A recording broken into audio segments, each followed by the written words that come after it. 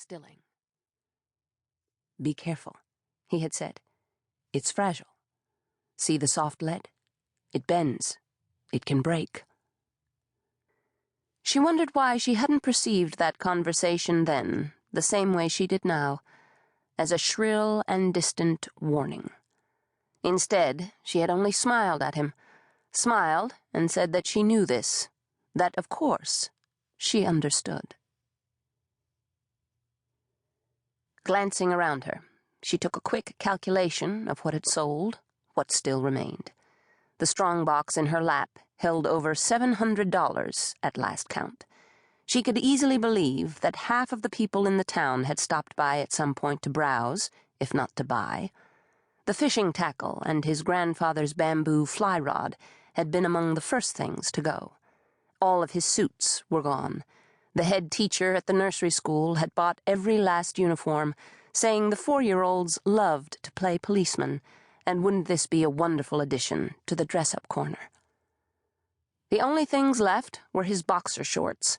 She supposed they would have to be sent to Goodwill, and a stack of travel magazines that she'd found quite by accident behind his bandsaw. Inspired, she stood up and took the stack, then walked to the edge of the driveway.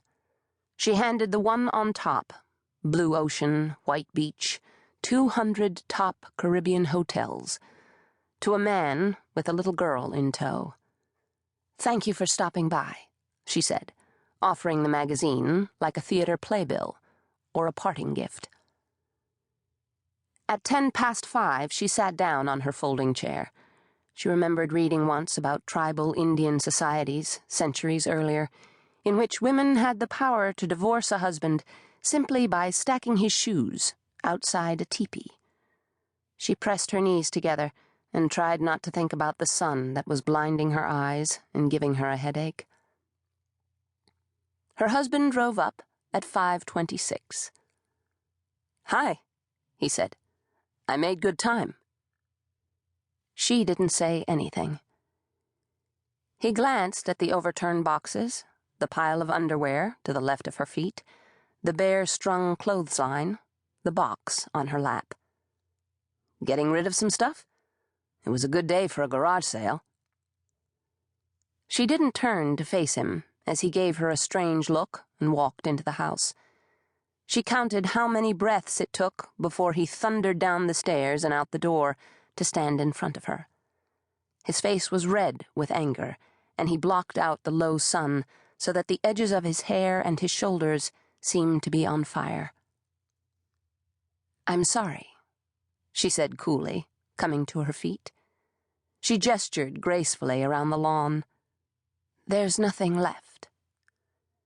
Clutching the strongbox beneath her arm, she walked down the driveway and into the street. She put one foot mechanically in front of the other, in the direction she knew would lead to the center of town, and she didn't allow herself to look back.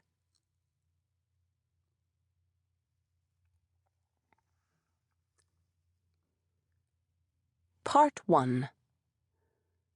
Who will not mercy unto others show? How can he mercy ever hope to have? Edmund Spenser, The Fairy Queen. A man gazing on the stars is proverbially at the mercy of the puddles on the road. Alexander Smith, Men of Letters. To my love. After a while, I couldn't remember whole pieces of you, as if part of the punishment was a recollection through a filter that grew hazier with time.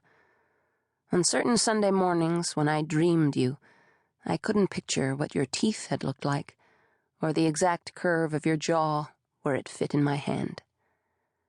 I used to imagine us sitting down for a drink at a bright little restaurant, maybe one of those specialty coffee shops that have become so popular.